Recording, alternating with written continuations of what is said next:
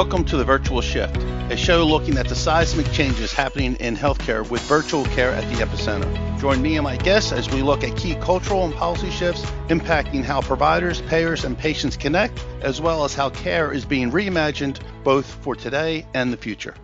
Hello, and thanks for tuning in today. I'm your host, Tom Foley. You can learn more about this show by visiting the program on healthcarenowradio.com, and be sure to follow me on LinkedIn, Twitter @FoleyTom, and the hashtag #TheVirtualShift. And today we have a great guest, Robbie Hughes, founder and CEO of Lumeon.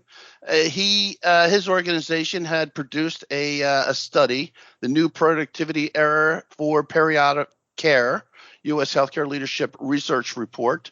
It's a great read. You can find it on their website, and we'll give you more information about that in a few. Robbie, welcome to the program. Hey, Tom. Thanks for having me. So, Robbie, interesting read on the research report. So let me just provide some highlights in the report. So the executive overview of the report states that there were 5 key findings. Patient volumes are still recovering from the pandemic. Staffing and safety burnout are top of mind. Capacity is a major bottleneck. The push for productivity and looking beyond the EHR, which I found was an interesting point in and of itself. So let's talk about each one of them. So give us your insights into the overall report, why you did it, and your findings, and we'll talk to each one of these findings in more detail. Sure. So we do these reports fairly regularly. We like to spend a good amount of our time doing primary research into the market. We find that if you talk to people directly, they often have interesting things to say. And so this is a repeat of a report that we actually did a year before. And if you go into it, you can see that there's some comparisons around what was happening at the beginning of the pandemic versus what was happening back in November of 21. Clearly now, as we get into 22, the situation continues to evolve. So this is obviously a snapshot in time, but it's not going to be a surprise to anyone really if you were to look at it on the ground.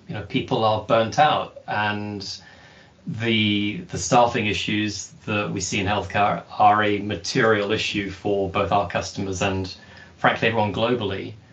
A lot of that is coming from both the unpredictability of demand. In other words, patients are scheduling things and they're getting moved back, or they're getting, demand will appear and disappear. There's this kind of bow wave of COVID demand that comes in intermittently. And again, that's depending on where you are in the country, that can be extremely punishing, or it can be relatively kind of endemic, I think is the word we're going to start moving towards.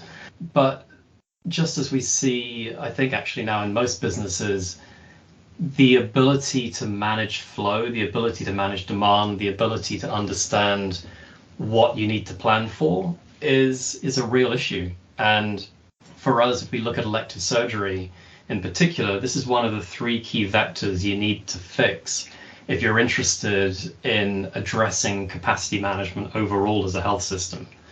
And again, from the Lumeon point of view, the world as we see it is that we can fundamentally move the needle on cost of care and quality if we can start addressing some of these variation issues.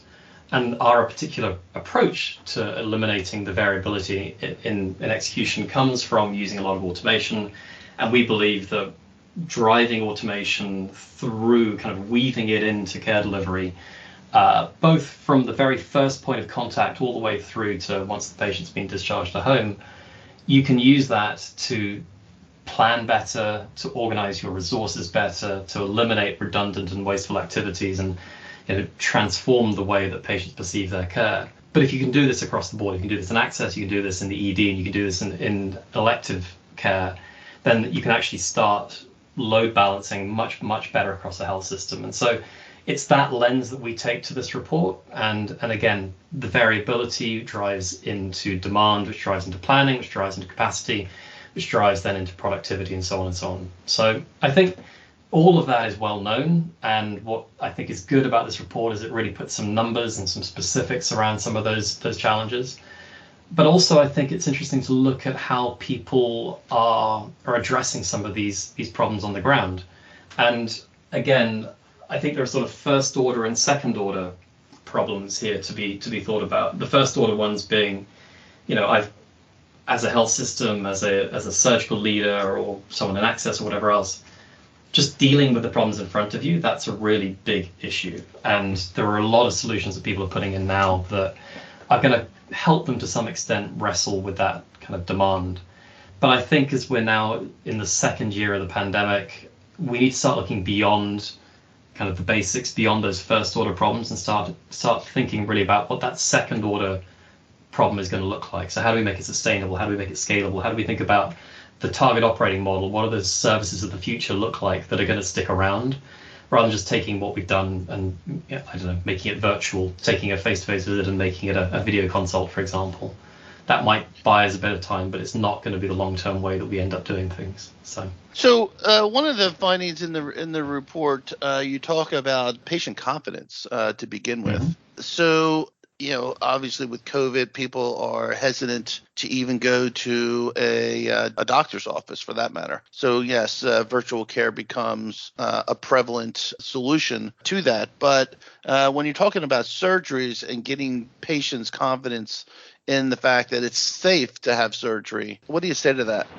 Well, I should say I'm not a physician, so I can't speak to the clinical points around it. But what I can say is that confidence at an individual level really comes from a number of different areas. And so if I think about this as a patient, a way to break my confidence, a way to confuse me, a way to make sure that I'm likely to do the wrong thing, is to break promises, is to not engage me in the right way, is to try to ask me to do things that are unreasonable. And again, we talk in this industry a lot about being patient-centered, and for me, a lot of this comes back to that. It's understanding that a particular process or a particular protocol needs to be focused on the needs of the patient. I think, I've listened to many of your podcasts, in fact, and I like the example you give around the typical Medicare patient with 5 different chronic diseases. It's very clear that what's going to work for them is not going to work for, a person who's stuck in an office in their mid-20s who's, I don't know, a marathon runner, for example. So the confidence of that patient that they will do the right thing, and versus the confidence of your complex patient, the way those things are going to be measured, the way those things are going to be delivered is going to be different. And ultimately, it comes back to keeping the promises you make to that patient, but recognizing that those promises are going to be different. And then that comes back to, how do I design a service that's responsive to the individual patient's needs and is engaging them on their terms, meeting them where they are, as I think the phrase goes. And in surgery, back to your question, what that means is having some way of weaving different capabilities, different engagement strategies, different, personalization approaches into your systems, into your processes, so that you can say, well, this patient is responding well, for example, to these sorts of questions, and so we'll carry on doing that, whereas this other patient, it's not working, so we need to adjust. And I think this is one of the hardest things about healthcare. It's very easy from an operational point of view to do this one-size-fits-all thing, where every patient's treated the same way, but we know that's expensive, we know it's inefficient, and we know that it is not going to give us that patient-centered care that we need. And the right thing to do is to try to personalize it to the needs of the patient. But the operational burden of having processes that change based on every patient that comes through, that's a real issue. That's a really difficult thing to do. And the technology that allows us to do that is only now starting to emerge. And again, that's where we've come from. That's the lens we apply to it. And that's, as we think about what does the future look like, we think technologies that allow you to have that personalization capability that sits on top of your EHR, that's going to be the thing that differentiates and gives patients the confidence and the quality of care that they really need. So lay out for me and for the audience, when you talk about technology, can you highlight your vision as to what type of technologies would be sitting on top of an EHR? We'll talk about the findings about the EHR in and of itself. As you said, the EHR alone won't meet the needs. So I'm really interested in understanding what your vision is as to how you see the reimagination of the delivery of care in this particular space. Well, so let's start with where we are today and what we've got. So we've put in these EHRs. They're phenomenal systems for documentation and billing, and they allow us to drive effectively a common understanding, hopefully, assuming we're using it consistently, of what's actually happened. And that's fine. That's a laudable thing to do. It's necessary for quality. It's necessary for billing. It's necessary for regulation, etc. So let me stop you there if you don't mind. So I come from the EHR industry, and I was around when we first started the adoption here in the U.S. And, many don't know, but, it was really not a very well thought out launch, although because we had this Recovery Act. Let's put money into the High Tech Act and get everybody to adopt an EHR. But at the time, 50% of all EHR deployments were failing, right? So it was a combination of things. We're now 11 years later, and things are obviously much better. But still 11 years later, we have physicians that don't like that tool because they spend too much time heads down, fingers on keyboards. We talked earlier about, that patient-centric care. You don't give patient-centric care when you got to spend half of your visit with your head down and fingers on a keyboard. Thoughts on that? Well, yeah. Is EHR dead, I guess is the question? I think the EHR never delivered what I think people expected it to do. I think it delivered exactly what it was intended to do. And if you go back in time to the 80s and 90s and you look at the way some of these systems, predominantly the two major systems, were designed, these are rich order comm systems that are very good at having effectively siloed departments that sit within a technology stack. You do your thing and you communicate with other departments through effectively a back-end messaging bus that's integrated within the EHR. That's okay, but it's designed around the model that the human is the person driving the process, the human is the person documenting what's happening, and the human is the person responsible for the care being delivered. That's fine, that's okay, that is what it is. But if we think about this idea around patient-centric care, is it reasonable that we expect not just a single human, but an entire team of people to seamlessly coordinate every single thing that needs to happen all the time? That on the basis that every single one of those actions is going to change depending on what the patient specifically needs. I don't think that's a reasonable ask. I don't think that having best practice alerts and tasking and all these various different modes of nagging that we've built into these systems to tell people to do, in inverted commas, the right thing is a sustainable way of making this work. And I think in particular, one of the reasons that people get frustrated with EHRs is the documentation burden that comes with it.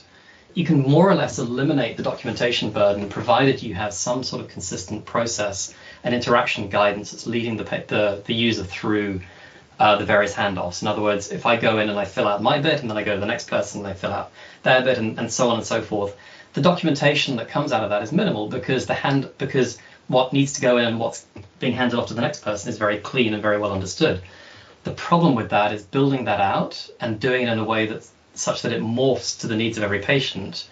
It's just not what they were built to do. There are systems that do that, but it's not what an EHR is. So for me, what's my vision? I think the EHR does a great job for, like I said, the regulatory points, the billing, the documentation such that it is. I think there is a lot we can do on that. And I know if you were to ask the guys at Oracle, that they're talking about voice-activated interfaces and Cerner and all those kinds of things, which I'm sure is great. But for me, it's about documentation is really about consistency so that we can be very clear that all the right things have been done. And once you start touching on that problem, then you're into the world of, well, what are the right things that need to get done for this patient at this time? And then you're kind of backing out into a world of what I would term orchestration, which is I need to understand for this patient with this presentation in this context what needs to happen and who needs to do it. And I don't think that care teams reasonably can do that. So I think that's a really, really good job for technology, for an overlay system, for an orchestration system that can sensitively understand the specific needs of each patient, task the right people with the right actions and feedback loops at the right time, and do that seamlessly again and again and again, creating this personalization. That's what I believe the future needs, and having delivered it ourselves, I can see the efficiencies it brings, I can see the benefit it brings, and so on. Yeah, I that's a great word, orchestration. Orchestration across the continuous care model is critical. Because, and to your point, we talk about you're implying alert fatigue within the clinical setting, but patients get alert fatigue too. right? It's the reimagination of delivery of care and care into the home is not about pounding the patient with with alerts every day as to what they did and didn't do. It's an easy thing to do, but it's not necessarily an orchestrated ensemble of how do we get to a better delivery care model. And in one of the points that you highlight in the report, you talk about burnout, staff burnout. Does staff burnout contribute? And because I have nieces and nephews and sister-in-laws and a lot of people in healthcare, and I hear this story all the time. They always want to do the right thing. Of course they do, right? That's the burning desire when you're in healthcare, is to change someone's outcomes, right? And to get them on a better path. So I get that, but sometimes burnout in and of itself creates the lack of availability, if you will, to achieve that orchestration. Thoughts on that? So I would turn it the other way around. So I think the point you're making is that in order to create that change, in order to create that personalization, you need more resources, not less. And the way I would turn it back to you is to say, well, I think that's true in a world where we aren't delivering enough care to each patient. But I think what experience tells us is that we are often delivering too much care to each patient, or indeed inappropriate care. So I'll give you an example within the context of surgery. If you were to look at a solution, if we were to look at our solution applied for the orchestration of the peri-op journey, one of the immediate benefits, and when I say immediate, I mean when this thing is switched on within the first week of it being activated, it will yield somewhere between a 60 and 100% lift in productivity for the care team. And the reason it does that is by very selectively ensuring that it's tasking the right members of the care team with the right activities specifically for each patient. And the reason this works is that if you were to look at patients coming in for surgery, not all patients need every test. If a patient doesn't need a test, why would you bring them in? If the patient's record has already got much of the information you need in order to screen them, why don't you reuse that if it's still valid?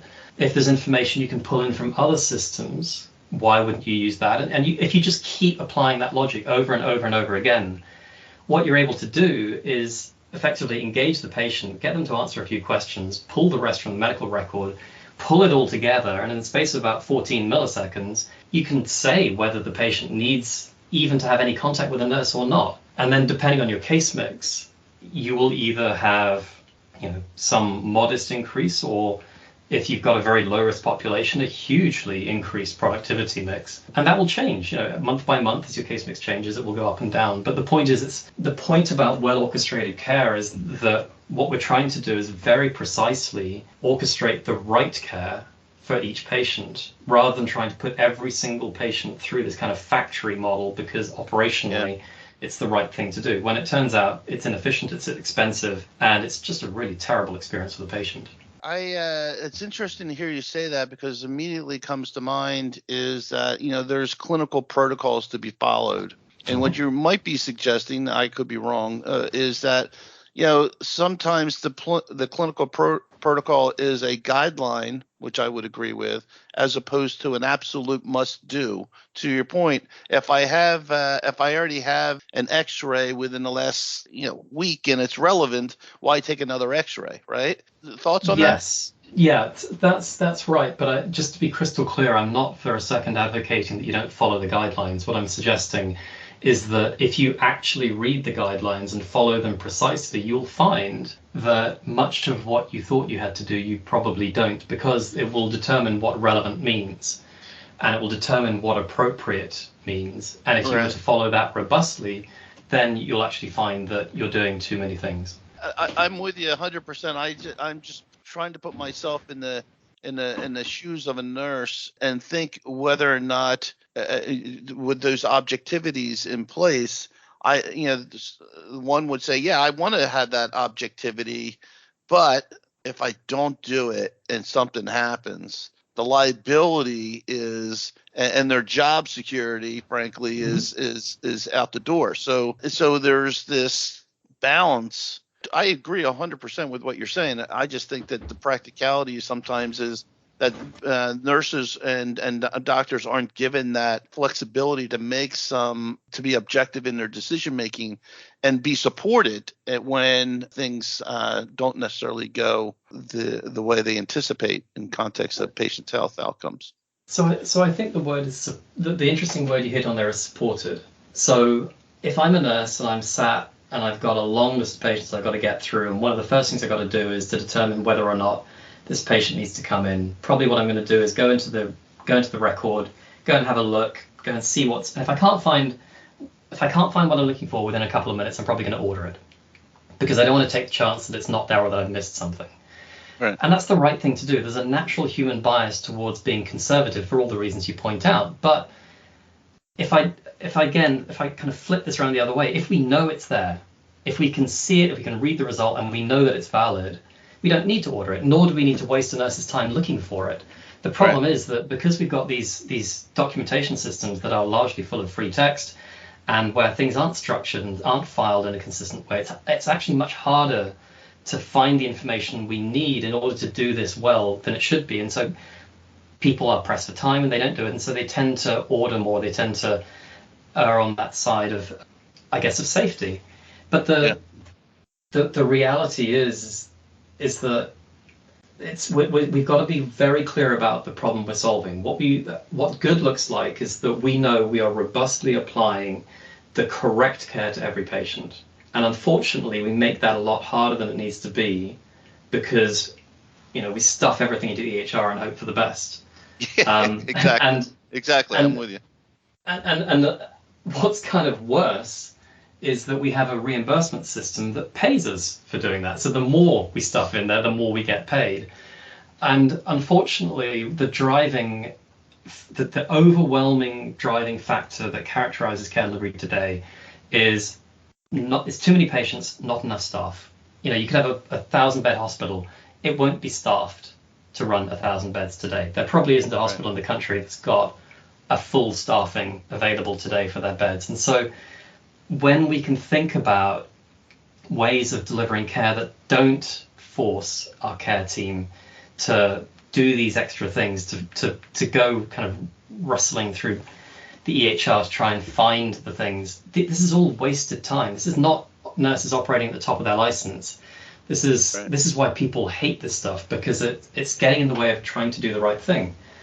But again, the alternative, even the request we're making of them, which is, I want you for this procedure where the patient looks like this, with these conditions and these medications and da-da-da-da-da, I want you to do this one thing. I mean, even that's an unreasonable request. Yeah. So we have about 2 minutes left. Guide the audience in the, what would you advise health systems to do in context of layering technology that helps further orchestrate the delivery of care, which maximizes the physical resources, the people resources to do their thing, but yet allow technology to offset and do the more mundane things, if you will, but yet collectively be an orchestrated delivery apparatus? Sure. So I would think about this. So there's a great temptation to think about technology as a digital veneer that sits on top of whatever it is you're doing. So I'm going to do my job the normal way, and I'm going to apply technology over the top, and everything's going to be better. I can promise you that's not going to be the case.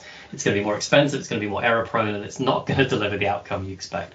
So I would think of technology in the context of service design. I would think about it in terms of what happens when you can take the benefit of automation and orchestration and you can design a service that works in a different way. So it's not about texting your patients. It's not about providing another mode of engagement.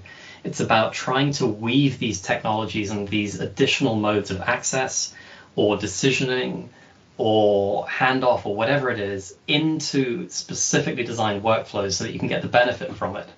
We have a customer that does the most amazing thing. They took 80% of the costs out of their care delivery by virtualizing a process when, in fact, The engagement with the patient is entirely on paper. The mode of operation on the ground is, broadly the same, except that they condensed 3 visits into one. All they did was they shifted a high-end physician engagement into a low-end physician engagement, but they added a case review externally. And they turned a large complex process into a very simple thing by, in inverted commas, virtualizing it. And in fact, that service redesign massively improved quality, massively improved the patient experience, and cut the cost of the overall service. Now, that for me is a really, really good use of technology, because what they put together there could not have been done without orchestration technology to bind it together. But the way that it was perceived by the patient, and this was an ophthalmology service, which is why the paper, the ophthalmology patients with cataracts and glaucoma, they're not a good fit for your traditional smartphone apps and things like that. So let's not pretend that they would be. But the outcome delivered was phenomenal. So my number one piece of advice is focus on the goal that you've got. Is it cutting costs? Is it driving quality? Is it improving the productivity of the care team? Whatever it is, but use that as your lens, and then think about the entire service around that, and then how you weave technology in to support and sustain that service. Don't start with the technology and think about where you can apply it. Do it the other way around. Very interesting. Robbie, we'll have to leave it there. Robbie Hughes, founder and CEO of Lumeon, and I believe it's lumeon.com. You can also find the research report on their website. Robbie, thanks again for your time, your great insights. I hope people flock to your website and and learn more about the good things that you're doing, because it is compelling for sure. So, Robbie, thanks again for joining us. I'll talk to you soon. Tom, thank you for having me. I would like to thank the show sponsors, both HP and Intel. HP Engage long lifecycle products provide the stability, safety, and security you need, plus flexibility and performance designed for today and tomorrow. As well, Intel would like you to know we're going above and beyond together with new standards for business with the latest Intel vPro processors, delivering what IT needs for performance, security, remote manageability, and stability. And be sure to check out the program page on healthcarenowradio.com. And remember, connect or follow me on LinkedIn, Twitter, @FoleyTom, and follow the show's hashtag, The Virtual Shift. I'm Tom Foley. Until the next shift.